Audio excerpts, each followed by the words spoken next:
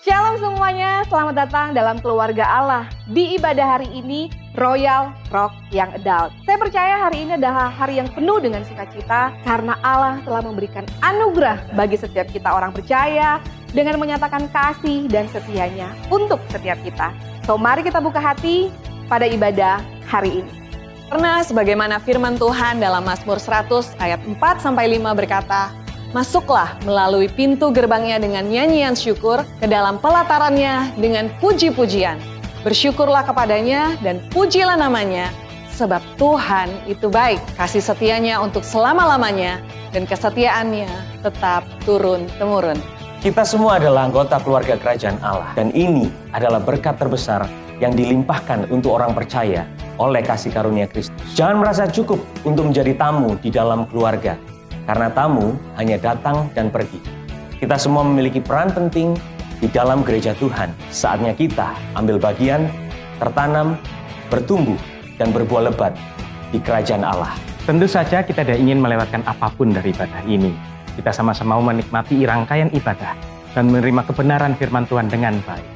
Maka dari itu kita perlu menyiapkan hati, juga kita perlu menyiapkan fisik dengan baik. Mari gunakan waktu sebelum ibadah ini dengan bijak, supaya kita menikmati keseluruhan ibadah royal dengan baik. Setiap daripada kita dimampukan Tuhan untuk membangun budaya dan menjadi inspirasi untuk sesama kita. Satu budaya yang baik dalam ibadah adalah saat kita melangkahkan kaki dan memilih duduk di depan. Saya percaya dengan langkah sederhana ini akan menjadi inspirasi bagi sesama untuk menikmati indahnya persekutuan dengan Tuhan dalam keluarga kerajaan Allah. Melalui karya salib dan kuasa kebangkitan Kristus, kita dijadikan satu di dalam keluarga kerajaan Allah, di mana kasih Allah dinyatakan secara sempurna di tengah-tengah kita. So, Royals, mari kita nyatakan kasih Allah yang begitu murni dengan saling melayani satu dengan yang lain. Karena Kristus terlebih dahulu melayani kita dan Dia juga akan memampukan kita untuk saling melayani di dalam keluarga kerajaan Allah.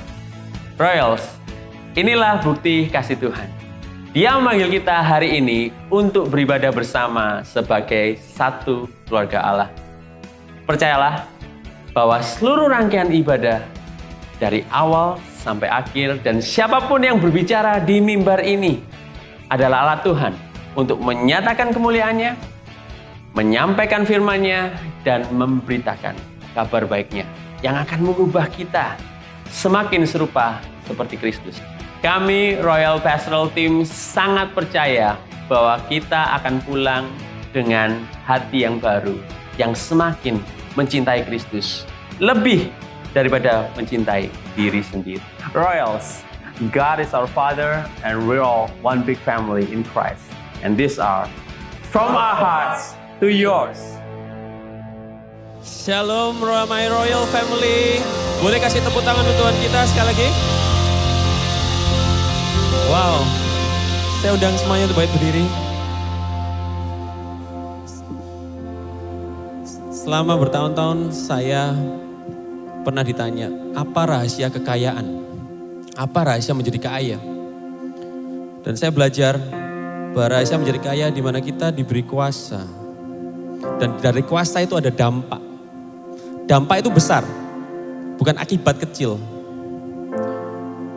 Dan salah satu dampak dari kuasa itu adalah di mana hati kita itu merasa cukup. Dan itu rahasia kita menjadi kaya. Dan sewaktu hati kita merasa cukup, dan di mana hati kita bisa mengucapkan syukur atas apapun yang Tuhan telah lakukan dan Tuhan telah beri sampai hari ini, di situ kita menjadi kaya. Yang setuju tepuk tangan untuk Tuhan kita. Mari angkat tanganmu, mari kita sembah Dia. My Royal Family.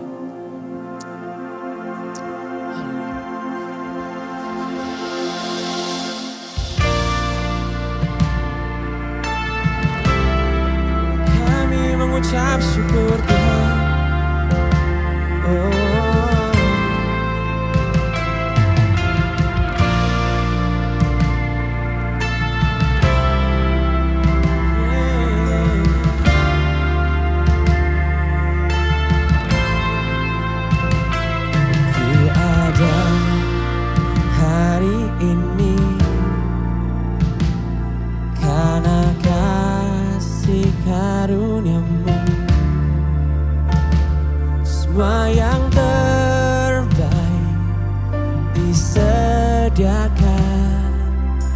bagiku.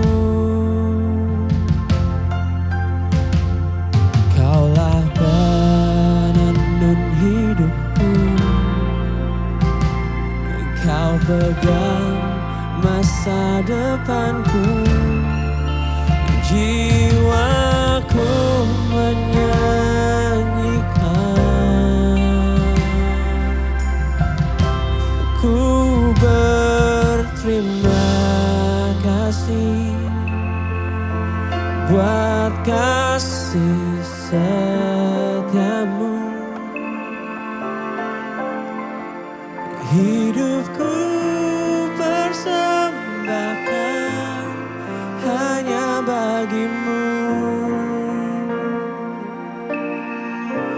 Ku berterima kasih buat penyertaanmu.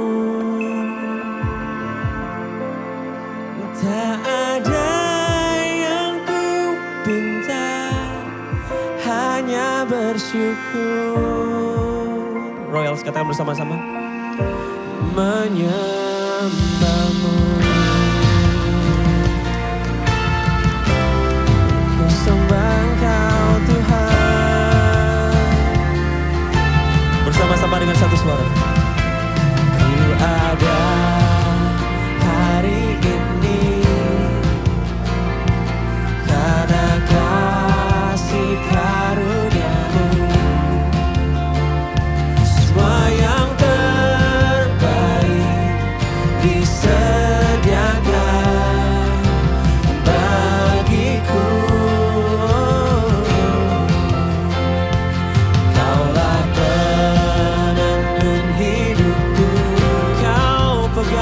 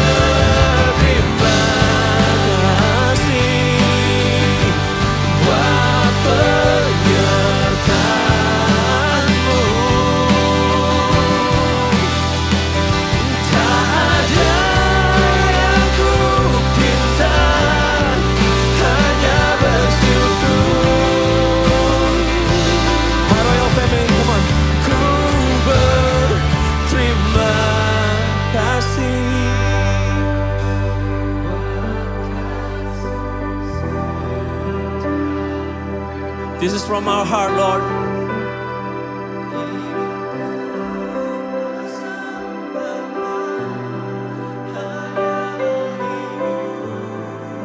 This is our faith, God. Ku berterima kasih buat penyertaan-Mu. Katakan, tak ada yang ku pinta, hanya bersyukur, menyembah-Mu. Tak ada yang ku pinta, hanya bersyukur, menyembah-Mu. Sekali lagi. Tak ada yang ku pinta, hanya bersyukur. Dengan satu suara. Menyembah-Mu,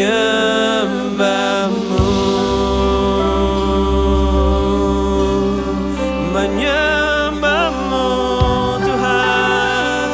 Yes Lord, thank you. Menyembah-Mu,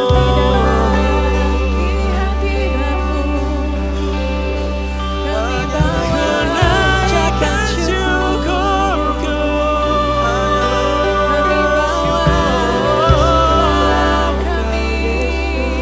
Tiada yang kami pinta Tuhan, karena Kau telah memberikan segalanya yang terbaik dalam hidup kami. Darah-Mu, nyawa-Mu, kuasa-Mu telah Kau berikan kepada kami sampai hari ini kami hidup. Biarlah kalau kami hari ini bisa hidup, kami bisa merasa cukup, kami bisa merasa kaya. Karena apa yang Kau telah lakukan pada kami. Karena apa yang telah Kau berikan pada kami. Kasih karunia-Mu, kasih setia-Mu, salib-Mu mengejar kami hari demi hari. Kau tidak pernah meninggalkan kami Tuhan. Penyertaan-Mu sempurna. Sampai detik ini, penyertaan Tuhan sempurna dalam hidup kami. Thank you Lord, thank you Lord. Di dalam nama Tuhan Yesus. Royal, engkau adalah orang kaya karena hatimu adalah penuh ucapan syukur. In Jesus name, semua katakan, amin. Sorak-sorai bagi Allah penebus kita. Haleluya. Allah yang ajaib. Haleluya. Come on.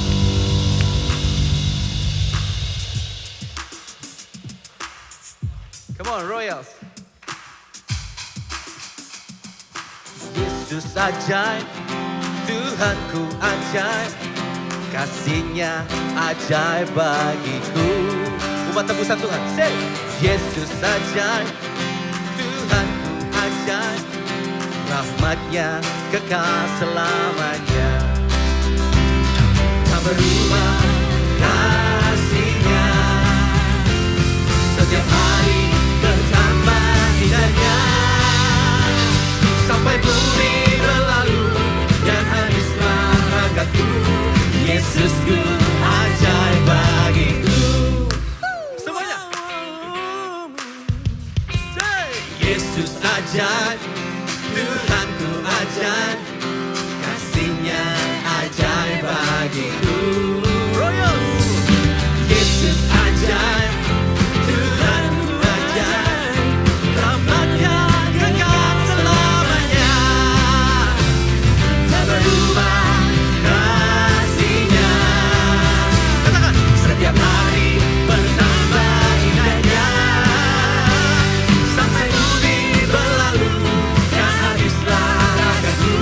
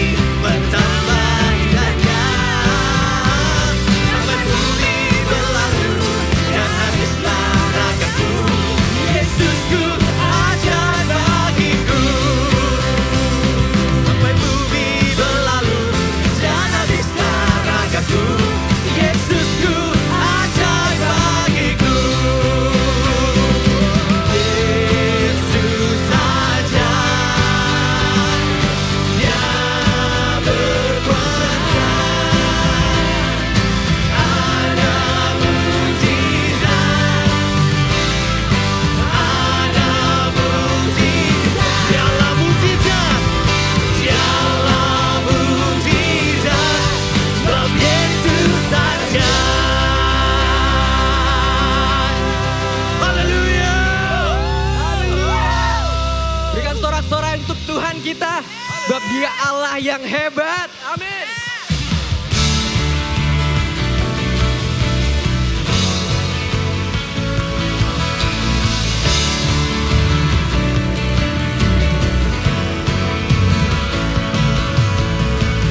Yesus, Kaulah jalan, kebenaran, kehidupan. Di dalam nama-Mu kami kan beroleh selamat. Amin.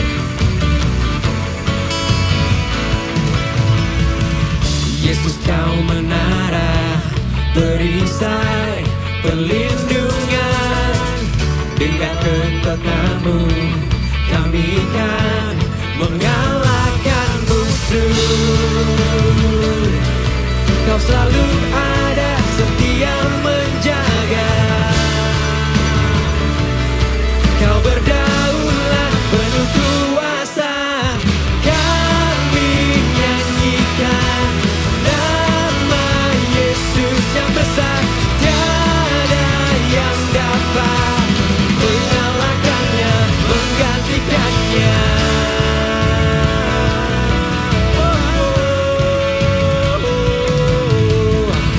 Yesus, Kau menara, perisai, perlindungan.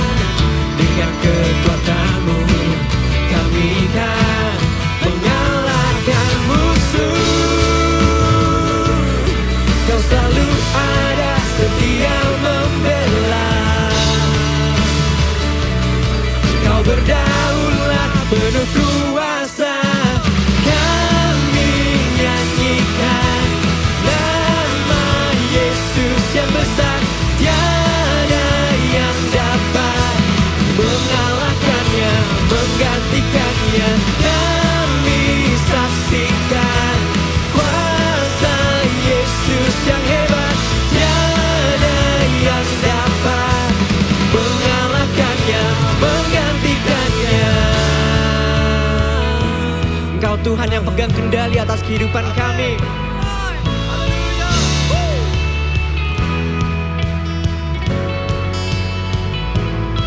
Semua telah Kau ambil alih, semua telah Kau selesaikan. Kau melakukannya bagi kami, Tuhan. Sama-sama katakan. Semua telah Kau ambil alih, semua telah Kau selesaikan. Kau melakukannya bagi kami, Tuhan. Semuanya telah Kau ambil alih, semua telah Kau selesaikan. Kau melakukannya bagi kami, Tuhan. Semuanya, semua telah Kau selesaikan. Kau melakukannya bagi kami, Tuhan.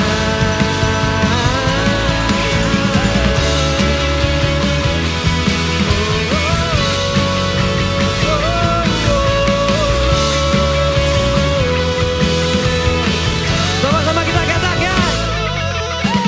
Kami nyanyikan nama Yesus yang besar. Tiada yang dapat mengalahkannya, menggantikannya. Kami saksikan kuasa Yesus yang hebat. Tiada yang dapat mengalahkannya, menggantikannya.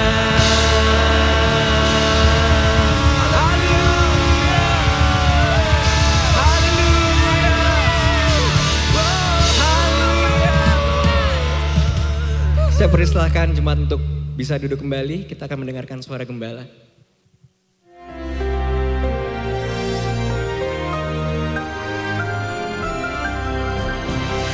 Shalom warga kerajaan. Kita minta empowered by the power of God, with the grace of God. Tujuannya apa? Ya, supaya memberikan bukti bahwa Yesus adalah Tuhan. Dan kita tidak mengabarkan agama Kristen. Tetapi Yesus is the living God, Allah yang hidup. Kita membaca dalam Kisah Rasul pasal ketiga. Petrus dan Yohanes. Perhatikan di sana, Tuhan mengutus muridnya berdua-dua. Temukan your prayer partner. Temukan your ministry partner. Kalau suami istri lebih bagus lah. Ya paling bisa sehati kan suami istri. Dan mereka datang pada waktu sembahyang. Dan mereka pergi ke bait Allah untuk berdoa. Dan pada saat itu apa yang terjadi?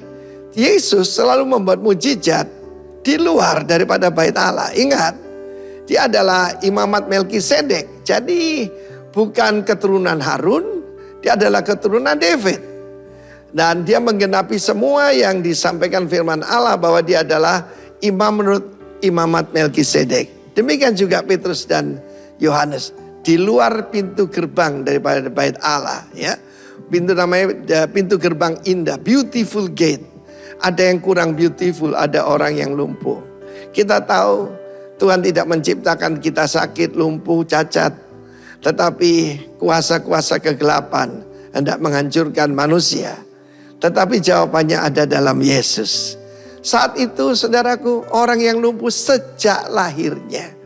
Apa yang dia bisa? Dia cuma bisa meminta. Hidup ini ada dua pilihan.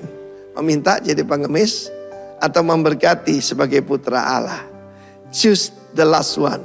Seperti Petrus dan Yohanes. Ketika dia menghadapkan mereka, mengharap sesuatu dari mereka. Bukan dari Tuhan, dari mereka. Memang Tuhan pakai manusia lah. Tapi firman Allah menunjukkan, mereka jawab, emas dan perak tidak ada padaku. Tapi ada yang padaku lebih baik. Dalam nama Yesus Kristus orang Nazaret itu, bangkit dan berjalanlah. Lalu kemudian mereka menolong orang ini untuk berdiri, kuatlah mata kakinya. Dan dia berdiri, berjalan, bahkan melompat-lompat dan memuji Tuhan. Akibatnya lebih banyak lagi orang bertobat. 5.000 lebih orang percaya, sebab orang ini lumpuh sejak lahirnya. Tetapi mereka tidak mengambil kemuliaan buat diri sendiri. Kenapa kamu menatap kami?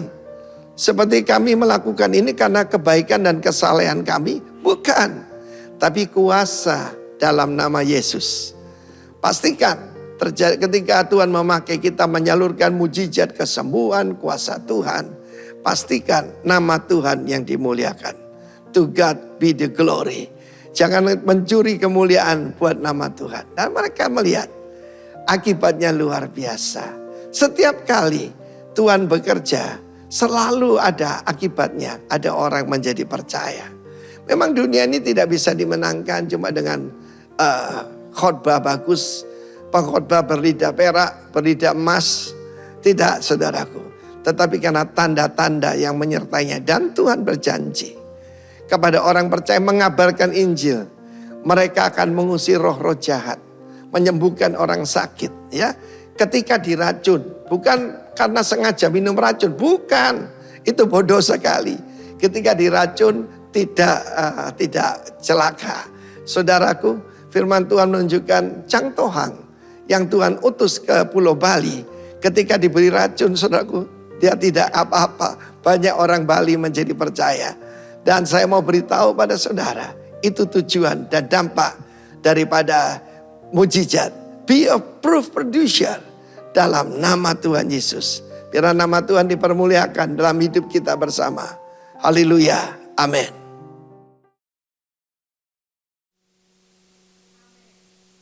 Oke, shalom semuanya. Shalom Royals. Berbahagia sekali kita hari ini, hari Minggu bisa berkumpul bersama-sama di dalam rumah Tuhan. Dan saatnya kita akan memberikan persembahan. Hari ini persembahannya ada 2. Yang pertama adalah persembahan reguler. Itu saudara-saudara bisa letakkan di dalam kantong persembahan yang dijalankan. Dan satunya lagi adalah amplop, itu untuk persembahan misi. Adakah yang belum menerima amplop pada saat masuk? Boleh mengangkat tangannya. Dari rekan-rekan Asher akan melayani saudara-saudara untuk memberikan amplop. Boleh angkat tangannya. Mungkin tangannya tetap diangkat sampai terlayani oleh Asher. Oke. Dan sambil mempersiapkan persembahan, saya mengajak Royal semuanya untuk berdoa. Mari kita berdoa.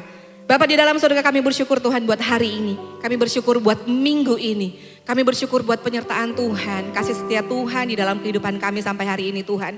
Kami bersyukur kami ada di tempat ini dalam keadaan yang sehat, dengan tubuh yang sehat, dengan tubuh yang kuat. Terima kasih Tuhan. Terima kasih. Kalaupun kami hadir saat ini, kami yang berbeban berat, kami yang mengalami kelemahan, baik kelemahan tubuh. Mungkin kami lagi mengalami sesuatu yang kami membuat iman kami bahkan lemah.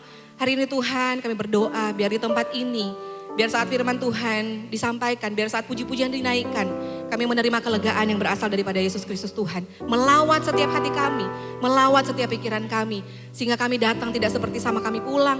Kami pulang kami beroleh kemenangan karena kami telah menerima kebenaran. Dan kebenaran itu adalah Yesus Kristus sendiri. Tuhan saatnya juga kami akan memberikan persembahan. Terima kasih buat berkat Tuhan yang melimpah di dalam kehidupan kami. Terima kasih buat berkat Tuhan yang melimpah di dalam keluarga kami. Kami mau menabur Tuhan, kami mau memberi. Bukan supaya kami berharap mendapatkan sesuatu yang lebih besar daripada apa yang kami tabur.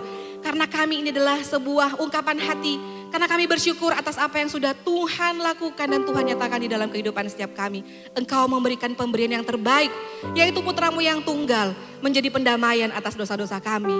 Dengan motivasi inilah, dengan sikap inilah kami siap memberi. Di dalam nama Tuhan Yesus Kristus yang siap memberi, sama-sama katakan amin. Selamat memberi semuanya. Dan ada beberapa hal yang mau saya sampaikan untuk kita ketahui bersama. Sebelumnya saya ingin bertanya, adakah di tempat ini yang baru pertama kali hadir beribadah bersama-sama dengan kami? Boleh mengangkat tangannya? Adakah yang baru pertama? Oh, ada yang baru pertama kali hadir. Welcome. Welcome to the family Royals. Selamat datang di tempat kami. Kami senang sekali menyambut Anda ada di sini. Saya percaya bahwa kehadiran kita tidak pernah ada yang kebetulan, tetapi ada divine intervention ketika kita datang di rumah Tuhan. Jadi saya percaya untuk yang baru hadir, kita akan melayani lebih lagi.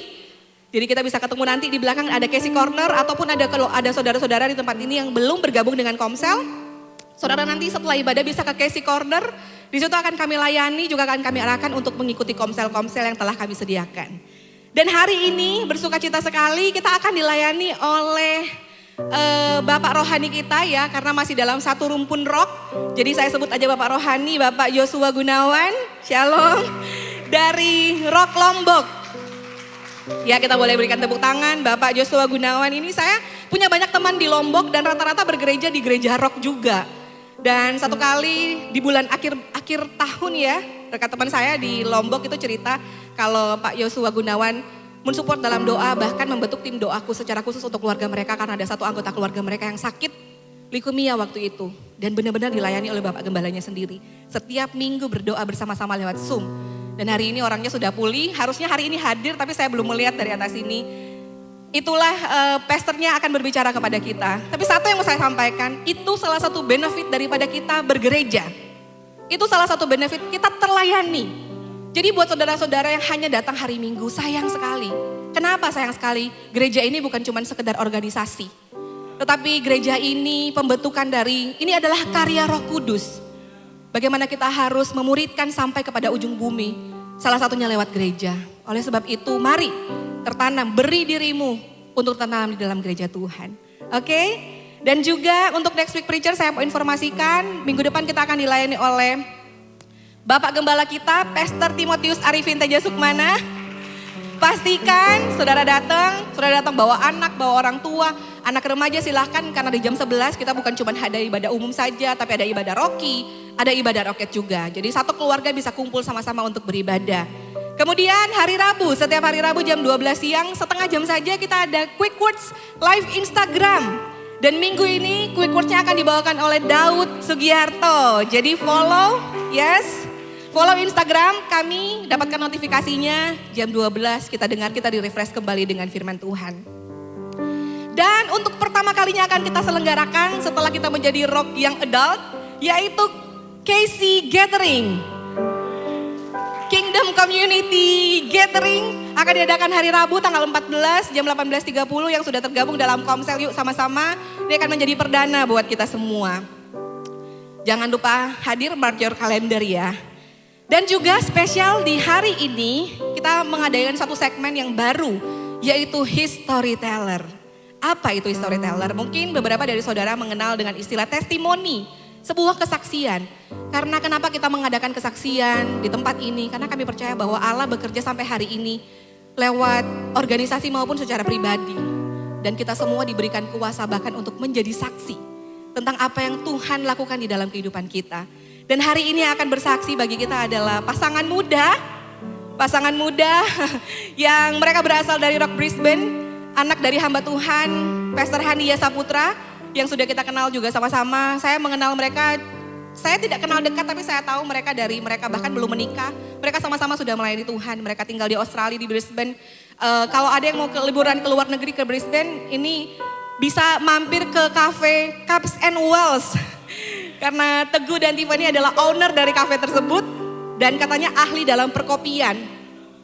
Tapi lebih dari itu, saudara, mereka melayani, mereka bekerja, mereka mengurus usaha, mereka menjaga anak tanpa ada bantuan Denny mungkin, tetapi mereka masih bisa melayani Tuhan juga. Mereka masih bisa hidup di dalam pertumbuhan akan Tuhan dan melayani gereja Tuhan. Jadi saya percaya bahwa kehadiran mereka juga akan memberikan inspirasi buat kita semua, orang-orang yang ada di tempat ini, encourage kita semua untuk juga memberi diri untuk melayani Tuhan. So mari kita tepuk tangan, berikan tepuk tangan. Saya mau panggil David Teguh Kurniawan dan Tiffany Joy Saputra.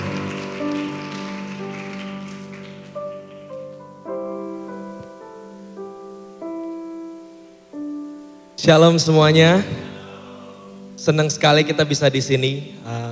Dalam rangka liburan kita ada, tapi terima kasih kepercayaannya kalau kita bisa punya waktu berbagi di tempat ini. Satu hal yang saya mau bagikan, kalau saya komit dan istri komit untuk bisa berbagi, artinya juga kita komit mengingatkan kalau kita ini cuma saudara jauh yang ada di Brisbane. Jadi anytime kalau ada mungkin ingatan kontek-kontekan, ayo kontek-kontekan. Karena perjalanan sama Tuhan itu tidak berhenti sekali kan. Amin. Hari ini kita coba sharing sedikit tentang kalau tadi Cici sudah bagikan situasi kita bekerja bersama. Tiffany bekerja di dalam banking industri, dia ada di full timer. Jadi dia bukan kerja sama saya di kafe, sembari kita jalanin kafe. Kali ini kafe secara jumlahnya akan menjadi 5. Itu akibat dari kesalahan. Dan juga mungkin ada benar. Ada kalanya mungkin kita bisa bilang ada kalanya kita nih ambisi juga. Jadi saya akan bercerita bahwa saya menceritakan 5 ini bukan tentang angkanya ya, kompleksnya. Yang membuat perjalanan kita jadi seru gak sih? Ya kan? Dan di tengah itu tadi Koko sempat ngomong, cerita sedikit lah. Kenapa kok kalian ini masih melayani sampai hari ini padahal gak ada Neni? Kafe ada 5, katanya Tiffany, saya anaknya banyak, maksudnya staff-staffnya semua. Saya lihat memang saya punya tujuan lah, ada mereka. Terus kenapa melayani? Jawaban yang paling gampang satu, kalau saya itu papa mertua gembalanya. Bohong kalau saya nggak bilang begitu, beneran karena papa mertua.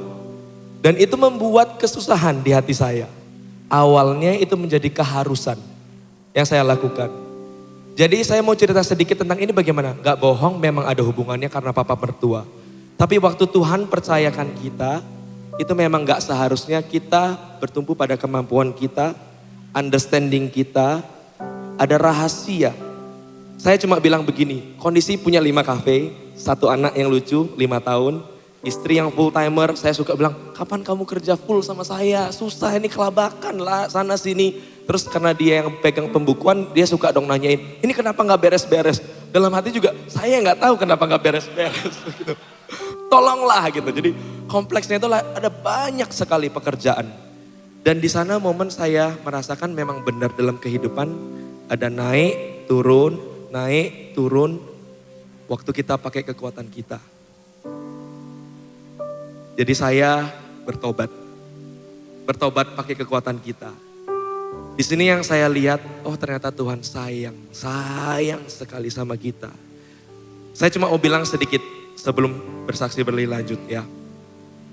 Mungkin banyak dari saudara ngalamin hal yang sama. Feeling depressed, tertekan keadaan karena keharusan. Keharusan berbakti, keharusan berkarya, keharusan dalam bersahabat, ada banyak keharusan.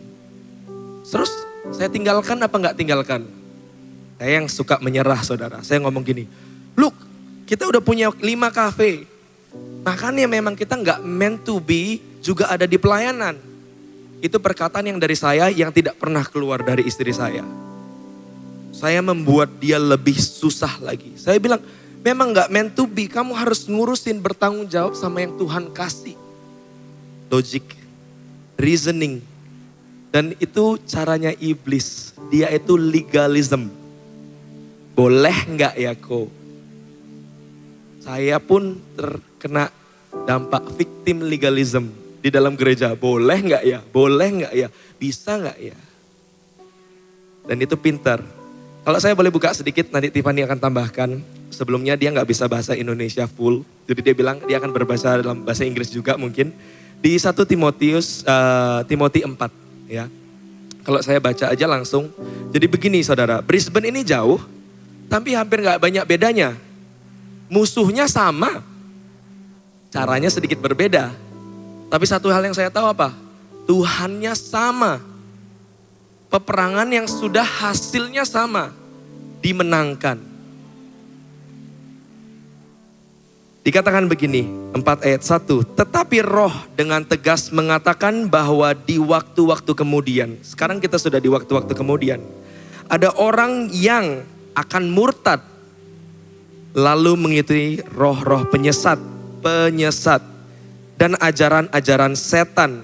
Kalau orang gak percaya Tuhan, banyak. Setan itu udah jelas.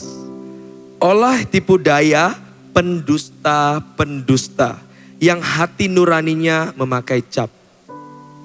Kita sudah tahu hasilnya sudah dimenangkan. Dia hanya bisa berbohong. Saya melayani lama. Yeslin mana Yeslin? Itu teman dari, halo Yeslin, teman dari Sunday School. Saya melayani dengan Yeslin. Sama beberapa kita udah saling kenal. Dan saya boleh terbuka, dari dulu saya ini korban sebenarnya, pecandu, saya nakal banget. Dengan kekuatan saya bertobat. Tapi dengan kasih karunia Tuhan selamatkan, saya bilang, jangan pakai tenagamu lagi. Yang saya minta kali ini cuma apa? Yang Anda yang mengalami perasaan depres, anxiety, itu jangan berusaha dilawannya bagaimana. Cuma satu, itu tanda kita pakai kekuatan kita. Minta, ini masanya siapa? Roh Kudus. Minta kepada Roh Kudus. Anda masih ngerasa, saya gak layak, saya gak mampu. Saya cuma bilang, jangan berhenti minta. Minta Roh Kudus, hari ini aku gak mampu. Roh Kudus, aku sudah salah. Tuhan restorasikan fungsi saya sebagai pemilik 5 kafe, sebagai suami, sebagai bapak, sebagai anak. Iblis membuat saya di posisi saya seakan-akan memiliki, tapi saya powerless. Saya tidak bisa berkata-kata. Kebohongan yang saya lakukan apa? Suatu saat saya akan apresiasi papa mama saya. Suatu saat saya akan apresiasi kakak-kakak yang membina saya. Suatu saat saya tunjukkan. Tuhan bilang enggak, itu bukan suatu saat. Kamu tahu kan kamu hidupmu cuma 1 hari sayang. Yang Tuhan restorasi waktu saya bertumpu pada roh Tuhan dan kekuatan Dia. Ya ampun, kita bisa berkasih-kasihan setiap hari. Bukan waktu bank account-nya bagus. Jadi saya bilang gini, mungkin resources Anda gak banyak. Gak apa-apa, itu cuma data. Tapi rasa tidak berdaya, tidak seharusnya pada kita. Jangan ngerasa salah, ayo minta Roh Kudus bantu aku. Dan yang saya temukan, waktu Roh Kudus bantu, dia selalu ingatkan pada firman Tuhan yang membebaskan, yang menghidupkan. Di Galata 5, saya korban dari 1 sampai ayat sebelum 22. Itu korban saya. Pakai kekuatan menjaga diri. Tapi Tuhan bilang enggak, you're not meant to be. Sehingga sekarang saya ngerti, saya bukan berusaha memiliki buah roh. Waktu saya enggak memiliki buah roh, cuma satu gampang. Bukan roh yang hidup di dalam saya. Saya menyakiti istri saya dengan segala perkataan saya. Tidak mendidik anak, tidak membagi waktu bersama dengan anak. Karena saya dibuat bingung oleh kebohongan. Mungkin itu sedikit dari saya. Kesaksian ini terbatas banget, nanti Tiffany akan nambahkan. Sekali lagi, saya di sini cuma saudara jauh, saudara. Tiffany mungkin bisa nambahkan semuanya. So, I apologize that I can't really speak Indo fluently. So, I'm just going to add a little bit to what Teguh has said. So as a wife and a mother, and the busyness that happens in our lives over there in Brisbane, I have a full-time job, managing all the finances of the cafe, also looking after the little one, and also ministering in the church. Like my week is full packed. But there's worriness inside of me sometimes. But there's one verse that I always hold close to my heart, and it's from Philippians 4:6, verse 9, the Message version. I'll read it quickly, just because we're running out of time. But don't fret or worry. Instead of worrying, pray. Let petitions and praise shape your worriness into prayers, letting God know your concerns. Before you know it, a sense of God's wholeness, everything coming together for good, will come and settle you down. It is wonderful what happens when Christ displaces your worry at the center of your life.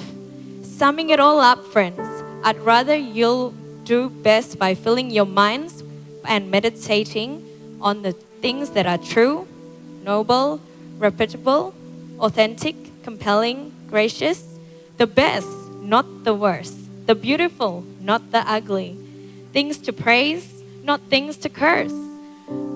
Put into practice what you learned from me, what you heard and what you saw and realized. Do that and God makes everything work together, will work you into His most excellent harmonies. Now, the key to understanding that is our relationship with God and His love for us. So we serve not because, we feel like it or, or I'll just do it because I have that talent too. But if you realize God's love for you and what He's done for you, will want to serve. And it doesn't become a burden, it doesn't become something hard. Yes, there's worriness in our lives, there's lies that the devil will throw at us that says, you're too busy.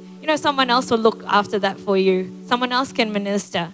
But what is God's calling in your life? So something that I hold every time I get worried or doubtful, that's what I know. And I know that God works in mysterious ways.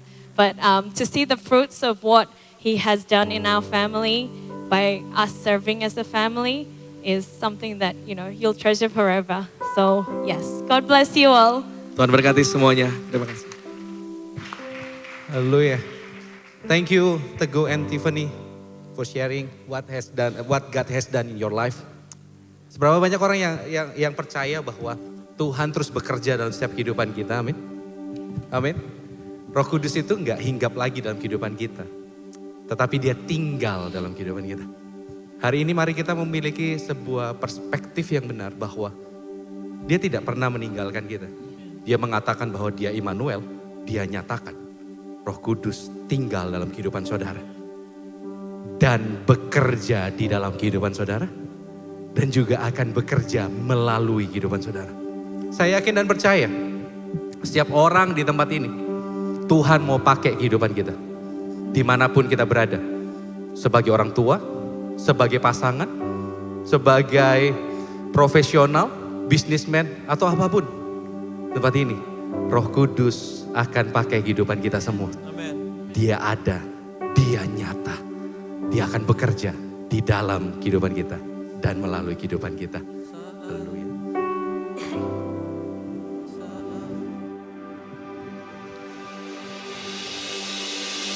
Saat pencobaan datang menghampiri, ku tenang karena Roh-Mu dalamku. Saat pengharapan seolah menghilang, kasih-Mu membawaku kembali.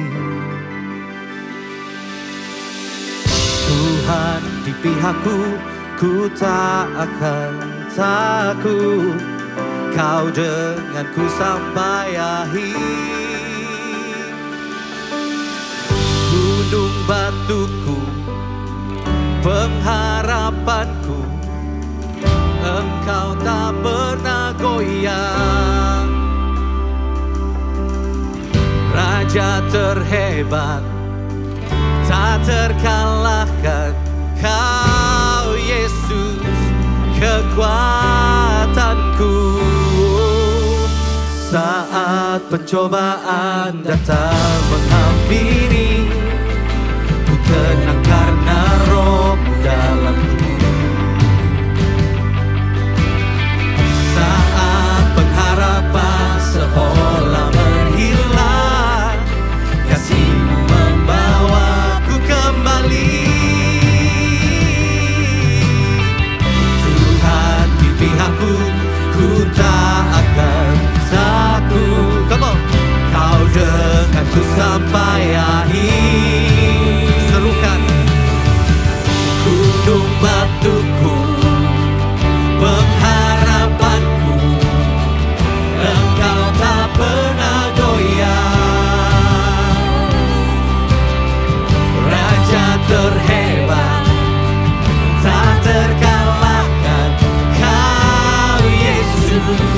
kekuatanku.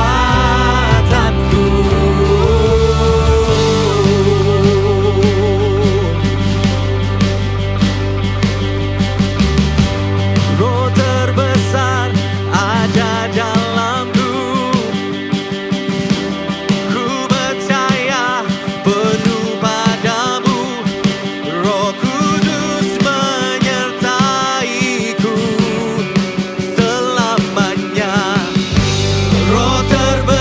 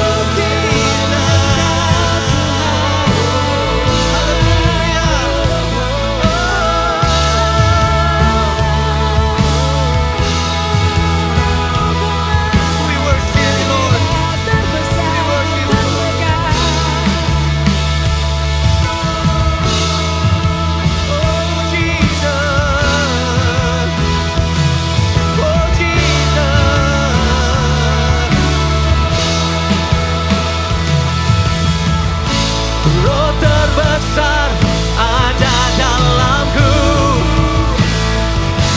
Ku percaya dengan segenap hatimu.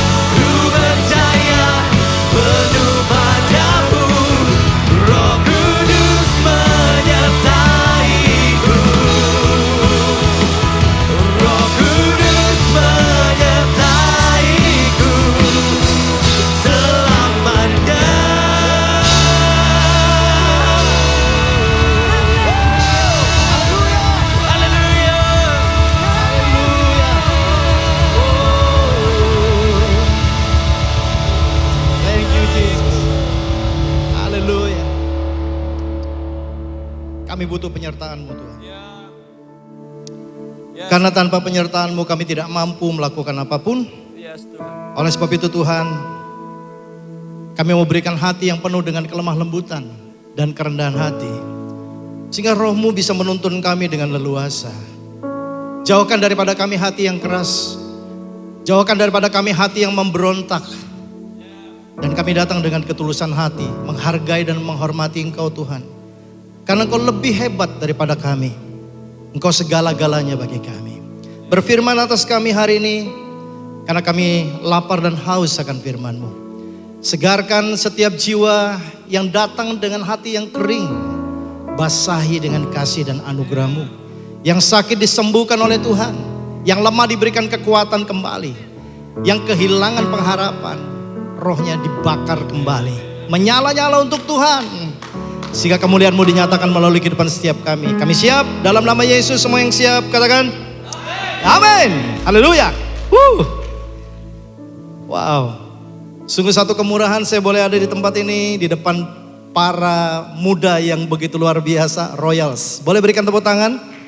Thank you buat tim pelayanan semua. Keren abis. Ya, banyak hal yang saya bisa pelajari hari ini. Thank you buat Pastor Richard, Pastor Andrew, Brother Stephen dan semua yang hadir hari ini yang mengizinkan saya untuk ada di tempat ini. Saya diberikan satu tema yang menarik ya dari satu perikop dari Lukas pasal yang ke-8 ayat 40 sampai dengan ayat yang 56. Kita mungkin sudah sering baca perikop ini.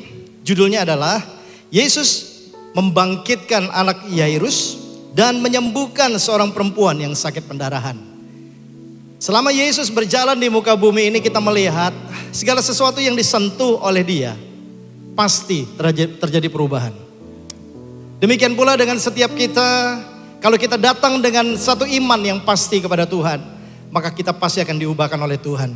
Saya berdoa kita datang hari ini dan betul-betul firman Tuhan ini memberikan satu inspirasi tentang kehidupan dan kita diubahkan menjadi semakin serupa dan segambar dengan Kristus. Amin. Mari kita baca ayatnya di dalam ayat yang ke-40 lebih dulu. Ya mungkin saya langsung dengan layar ini jauh lebih enak ya. Sama-sama baca ya, 1, 2, 3. Ketika Yesus kembali, orang banyak menyambut dia sebab mereka semua menanti-nantikan dia. Nah, ayat ini mesti kita telusuri dulu dari perikop sebelumnya, saudara. Di dalam perikop sebelumnya di sana diceritakan tentang orang yang kerasukan roh jahat di sebuah tempat yang bernama Gerasa dan dilepaskan oleh Tuhan. Kuasa Tuhan dimanifestasikan. Dan yang luar biasa akhirnya roh jahat ini masuk ke dalam tubuh babi-babi yang sedang ada di bukit digembalakan pada waktu itu. Dan legion ini masuk ke situ, babi-babi ini terjun dari puncak bukit ke danau dan semuanya mati. Yang terjadi kemudian bukan Yesus dimuliakan, yang terjadi kemudian justru Yesus diusir dari Gerasa. Kenapa? Karena kejadian ini begitu menghebohkan dan itu membuat ketakutan banyak orang. Nah, di awal daripada ayat 40 ini di sana dikatakan orang-orang yang dulu menolak Yesus, kemudian mereka menanti-nantikan dia. Kualitas hidup akan selalu menarik orang-orang datang. Amin, saudara. Kita melihat pelayanan Yesus Yesus beserta dengan 12 orang muridnya, dan kemudian Yesus melakukan apa yang Bapaknya perintahkan untuk dia lakukan, menyembuhkan orang sakit, memberitakan tentang kingdom of God dan lain sebagainya. Dan dikatakan sejumlah besar orang mengikut dia. Bahkan imam-imam, orang ahli-ahli Taurat, mereka datang walaupun mungkin mereka punya motivasi yang berbeda. Mereka datang dan mereka sebenarnya dalam hati kecil mereka mengagumi apa yang Yesus perbuat. Karena apa yang Yesus perbuat belum pernah dapat diperbuat oleh orang lain. Nah, di sini kita melihat Yesus kemudian kembali ke daerah itu dengan respon yang berbeda. Ditolak, kemudian diterima. Nah, Bapak Ibu Saudara, semua royals di tempat ini sebenarnya anak-anak muda yang lebih banyak, oke? Ya. Kalau seandainya kita sedang melayani seseorang dan orang itu menolak kita, jangan pernah berhenti mengabarkan kabar baik kepada orang itu. Amin. Oke? Karena ada waktunya di mana Tuhan sendiri, karena kita nggak bisa merubah orang lain. Roh Kudus yang akan menjamah dan merubah orang itu. Sama dengan apa yang Yesus lakukan. Next, ayat 41 kita baca sama-sama. Maka datanglah seorang yang bernama Yairus. Ia adalah kepala rumah ibadat. Sambil tersungkur di depan kaki Yesus, ia memohon kepadanya supaya Yesus datang ke rumahnya. Kalau kita baca ayat ini very simple, ya. Dikatakan ada seorang bernama Yairus. Tapi Yairus ini bukan ahli ahli Taurat biasa atau imam yang biasa. Dia adalah kepala rumah ibadat. Saya cari referensinya tentang Yairus. Yairus ini adalah orang yang sangat terhormat. Kalau boleh dikatakan dia imam besar. Yang menarik di sini adalah kenapa Yairus, orang yang punya kedudukan pada waktu itu lebih tinggi daripada Yesus. Ya, kita lihat Yesus pada waktu itu dianggap hanya sebagai rabi, seorang guru biasa. Ada seorang imam punya kedudukan yang jauh lebih lebih hebat. Datang kepada Yesus. Dia bukan hanya datang kepada Yesus. Dia bersujud, dia menyembah Yesus. Tunggu dulu. Ada hal yang tidak benar dengan apa yang dilakukan oleh Yairus. Yairus ini merupakan bagian daripada kelompok imam-imam yang mereka juga melihat Yesus buat mujizat, tapi mereka berseberangan dengan Yesus. Bahkan mereka melakukan konspirasi untuk apa? Untuk menangkap dan membunuh Yesus. Tahukah Bapak Ibu Saudara bahwa apa yang dilakukan oleh Yairus dilihat oleh orang banyak itu beresiko buat karir dia. Betul ya? Bagaimana tanggapan rekan-rekan dia sesama ahli Taurat pada waktu itu melihat Yairus, pemimpin mereka, datang kepada Yesus yang mereka cap sebagai bidat pengajaran yang salah. Kemudian bukan hanya di situ, dia berlutut menyembah Yesus. Perlu tangkap dengan baik, pengajaran dari Yahudi adalah tidak boleh mentuhankan manusia. Hukumannya apa? Dirajam dengan batu. Pertanyaannya begini, kenapa Yairus buat itu? Apa gak ada jalan lain? Apakah dia gak bisa bawa Yesus ke tempat yang sepi dan kemudian gak ada orang yang melihat dan kemudian dia bersujud dan dia minta tolong kepada Yesus? Dia datang kepada Yesus dengan kebutuhan yang dia tidak bisa atasi dengan kekuatannya. Saya senang tadi Teguh cerita, gak pakai kekuatan manusia, oke? Ya, khususnya anak-anak muda saya tahu banyak dari antara kita merasa kita pintar, kita merasa bahwa kita punya kapabilitas, kita punya ilmu yang cukup, sehingga kemudian kita bilang begini, Tuhan kalau gue kepepet, lu campur tangan. Tapi kalau gue gak kepepet, gue pakai kekuatan gue sendiri. Nah sayangnya seringkali waktu kita gunakan kekuatan kita, iblis campur tangan, bukan Tuhan campur tangan. Dan kemudian kelihatannya kita sukses, kita berhasil. Makanya kita jauh dari Tuhan. Karena kita merasa kita mampu. Padahal saudara, untuk nafas pun kita butuh Tuhan.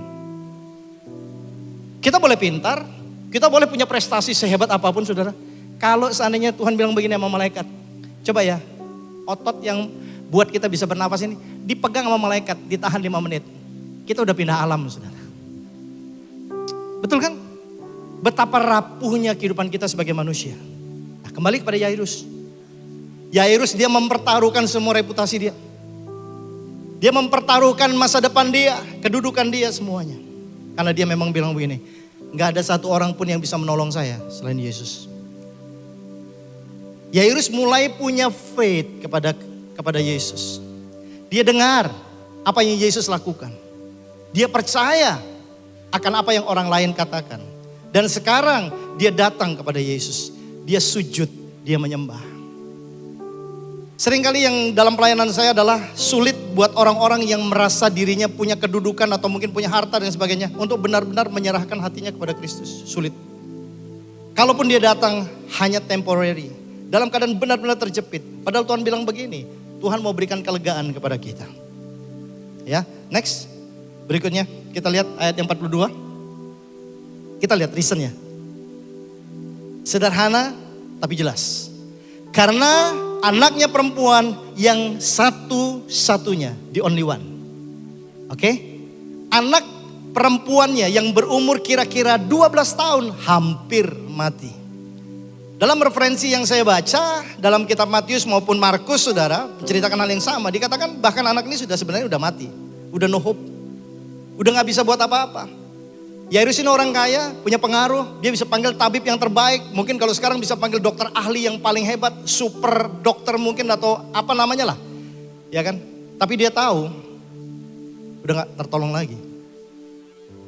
Dia punya alasan, dia punya kasih buat anaknya. Kadang-kadang dalam kehidupan ini, saya bersyukur gini, ada hal-hal yang paling kita sayangi. Dan kemudian sepertinya akan diambil daripada kita. Betul? Ya, dan kemudian itu mengingatkan kita, Yairus tahu, dia harus bertindak, dia harus lakukan sesuatu. Atau kalau dia tidak bertindak, dia akan kehilangan anak perempuannya satu-satunya. Puji Tuhan, dia datang ke alamat yang tepat. Puji Tuhan, dia datang kepada Allah yang menciptakan manusia, yang bisa memberikan kehidupan, dan juga yang bisa menentukan masa depan. Sini kemudian dikatakan, dalam perjalanan ke situ kita melihat Yesus didesak-desak oleh orang banyak. Di awal saya sudah katakan Yesus ini sudah superstar. Karena orang lihat mujizat terjadi dimanapun, saudara. Orang kagum dengan Yesus. Ya, dan mereka mengikut Yesus. Ayat 43. Adalah seorang perempuan yang sudah 12 tahun menderita pendarahan dan yang tidak berhasil disembuhkan oleh siapapun. Kita melihat tokoh yang kedua. Pertama Yairus, simpan baik-baik, oke? Nah sekarang di dalam perjalanan Yesus bersama dengan Yairus menuju ke rumah daripada Yairus, saudara. Berdesak-desakan orang banyak. Dan ternyata di dalam perjalanan Yesus itu, Yesus diincar oleh seorang perempuan yang sudah 12 tahun sakit pendarahan. Oke? Nah, saya pernah melayani seorang ibu yang dia keguguran, kemudian dia bleeding, saudara. 1 minggu kira-kira bleeding, saudara. Itu waktu saya datang doakan dia, mukanya udah kayak kertas putih, saudara. Harus diinfus, harus ditransfusi dengan darah, saudara. Dan keadaannya seperti orang sudah mau mati. 1 minggu, saudara. Ayat itu bilang berapa lama perempuan itu sakit pendarahan? 1 tahun, 2 tahun, 12 tahun. Dia udah master. Iya kan? Yang membuat saya bertanya begini, kok gak mati? Teknologi dulu dengan sekarang kan beda. Betul ya? Kalau sekarang mungkin ada teknologi lah dan lain sebagainya. Saya gak tahu zaman itu ada transfusi darah atau enggak. Mungkin gak ada. Tapi lihat, dia masih ada. Sampai zaman Yesus. Tujuannya apa, saudara? Kita temukan. Kemuliaan Tuhan dinyatakan. Oke? Kadang-kadang ada masalah yang terjadi dalam kehidupan kita tuh akut gitu. Sudah cukup lama kita gak bisa selesaikan. Dan mungkin selama ini kita coba dengan kekuatan kita sendiri dan sebagainya. Stop, berhenti. Kita punya Yesus. Amin? Nah, perempuan ini dikatakan dia sudah pergi berobat tapi gak pernah sembuh. Dan ayat 44, oke kita baca. Ya, ini story-nya asik. Oke? Ia maju mendekati Yesus dari belakang dan menjamah jumbai jubahnya dan sekitar itu juga berhentilah pendarahannya. Oke, dia sudah menghabiskan semua harta yang dia miliki. Tokoh pertama Yairus, kaya raya, terhormat, oke? Datang kepada Yesus. Tokoh kedua, seorang perempuan yang najis. Karena menurut hukum Musa, seorang perempuan yang sedang pendarahan, saudara, itu dilarang menyentuh. Atau orang menyentuh perempuan yang sedang sakit pendarahan. Mereka harus cuci bajunya sampai bersih dan itu dia akan menjadi tahir kembali setelah matahari terbenam. Yesus didekati oleh seorang perempuan yang keadaannya sungguh sangat parah. Hartanya habis, Dan dia harus merangkak karena gak punya kekuatan. Dan rabi-rabi pada waktu itu kalau mereka berjalan saudara, itu harus ada distance, harus ada jarak. Jadi gak boleh orang berdekat-dekatan langsung sampai saling menyentuh, itu gak boleh. Saya ibaratkan begini ya. Boleh ada salah satu yang boleh bantu saya di sini? Bapak boleh? Ya. Oke. Hari ini Anda berperan sebagai Yesus. Ya. Dan setiap hari jadi Yesus di dunia ini, oke? Oke, ya. Senyumnya coba. Oke, ya. Oke, ya. Perhatikan baik-baik. Ini saudara Yesus ya, oke. Nah, Yesus adalah rabi. Tanda sebagai seorang rabi adalah, sebagai seorang guru adalah dia punya jubah. Perempuan ini ya ingin mendekati Yesus. Tapi tidak mungkin bagi dia untuk bisa menyentuh ujung jumbai daripada jubah Yesus. Kenapa? Pertama, dia perempuan najis. Perempuan dengan laki-laki itu dibedakan loh ya saudara. Oke, gak boleh sembarangan. Dia mendekat kepada Yesus, di mana Yesus sendiri dijaga, dilindungi oleh orang-orang yang ada di sekitar dia. Jadi gak boleh saya begini dekat begini. Tetap lihat sana aja, oke? Jangan lihat saya, oke? Nah, ini gak boleh seperti ini. Harus ada jarak. Dan murid-murid Yesus lah yang ada di sekitar sekeliling daripada Yesus. Tidak boleh disentuh. Oke? Nah, bayangkan perempuan ini gak punya tenaga sama sekali. 12 tahun sakit pendarahan. Dan waktu dia mendekati Yesus, dia masih pendarahan. Bisa tangkap ini dengan baik? Tapi dia matanya menuju kepada Yesus. Dia cuma bilang begini, asal ku jamah saja jubahnya, aku sembuh. Iman dari mana yang dia dapatkan? Apakah Tuhan Yesus pernah berkata begini, woi kalau kamu jamah ujung jubah saya, kamu pasti sembuh. Enggak pernah ada cerita sebelumnya. Cuman perempuan ini, dia percaya sekali. Dan dia berharap penuh kepada Yesus. Tidak ada yang lain yang bisa menyembuhkan dia. Cuman Yesus. Ada banyak orang yang melihat mujizat yang Tuhan Yesus kerjakan. Tapi tidak banyak orang yang punya hati seperti perempuan 12 tahun ini. Dia terjepit, dia udah gak punya solusi. Dia deketin Yesus. Dan yang luar biasa, coba kita bayangkan, kita renungkan. Betapa sulitnya, waktu dia mau mendekat mungkin dia akan ditolak. Dia akan ditendang. Disingkirkan saudara. Dia terus, Yesus gak berhenti loh saudara. Yesus sedang berjalan. Memang berjalannya gak bisa cepat karena ramai berdesak-desakan saudara. Tapi dengar baik-baik, sampai final dia bisa jamah ujung jumbai daripada jubah Yesus. Saudara lihat. Seketika itu juga berhentilah pendarahannya. Pendarahannya berhenti saudara. Oke, terima kasih. Boleh berikan tepuk tangan? Ya. Bleeding dalam kehidupan kita ini saudara, kalau kita boleh gambarkan, mungkin iman kita sedang terjadi kebocoran saudara. Darah ini ada nyawa di dalamnya, betul? Ya, setetes darah menyelamatkan nyawa, betul saudara? Ya kan? Saudara lihat. Hari-hari ini saya temukan ada begitu banyak orang-orang yang mulai kehilangan fokus dengan Tuhan. Sudah mulai lagi tidak menaruh Tuhan itu sebagai pengharapan satu-satunya. Karena mungkin masih ada solusi yang lain yang bisa dia peroleh. Entah itu dari kekayaan dia, dari pengaruh dia, dan dari berbagai macam tempat saudara. Tapi hari ini kita lihat perempuan ini. Waktu dia jamah ujung jubah Yesus. Dia bayar semua konsekuensinya. Dia disembuhkan oleh Tuhan. Amin. Saudara percaya itu bisa terjadi hari ini? Saya sangat percaya itu bisa terjadi. Ada banyak hal yang iblis coba curi dari kehidupan kita. Jangan izinkan iblis curi itu. Terutama firman Tuhan yang sudah pernah saudara dengar. Kan itu very powerful. Itu bukan hanya perkataan Yesus. Tapi itu adalah power, kuasa. Dan Yesus itulah adalah firman Allah. Next kita melihat saudara ayat 45. Lalu kata Yesus yang menarik di sini. Siapa yang menjamah aku? Dan karena tidak ada yang mengakuinya berkatalah Petrus, Guru.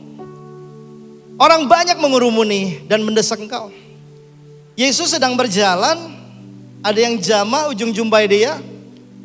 Dia nanya, siapa yang jamah aku? Petrus yang paling dekat dengan Yesus pada waktu itu cuman bilang gini, dia coba toleh lihat kiri kanan. Siapa ya? Bukankah Yesus ada di tengah kerumunan begitu banyak orang? Kita mana bisa tahu siapa yang jamah Yesus? Kenapa Yesus menanyakan hal itu? Ayat berikutnya, 46. Tetapi Yesus berkata, ada seorang yang menjamah aku, sebab aku merasa ada kuasa keluar dari diriku. Saudara, ada hal-hal tertentu yang bisa mengalihkan perhatian Tuhan kepada kita.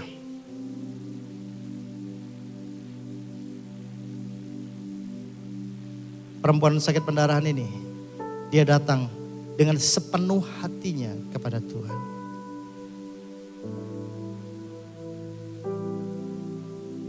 Buat saya kadang-kadang mungkin perlu ada satu situasi tertentu dalam kehidupan kita di mana kita sudah gak bisa berharap apa-apa sama Tuhan, sama yang lain selain kepada Tuhan. Karena ini menyelamatkan hidup kita, saudara. Amin.